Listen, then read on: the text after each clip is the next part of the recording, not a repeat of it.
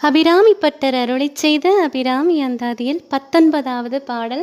பேரின்ப நிலையை அடைய. வெளி நின்ற நின் திருமேனியை பார்த்த என் விழியும் நெஞ்சும் களி நின்ற வெள்ளம் கரை கண்டதில்லை என் கருத்தினுள்ளே. தெளிகின்ற ஞானம் திகழ்கின்றது என்ன திருவுள்ளமோ. ஒளி நின்ற கோணங்கள் 9 மேவி உரைபவளே. பாடலின் பொருள். ஒளி பொருந்திய 9 கோணங்களில் உரைகின்ற தாயே, நின் திருமணக் காட்சி தருவதைக் கண்ட என் கண்களும் நெஞ்சமும் கொண்ட மகிழ்ச்சி வெள்ளத்திற்கு இதுவரை ஒரு கரை கண்டதில்லை.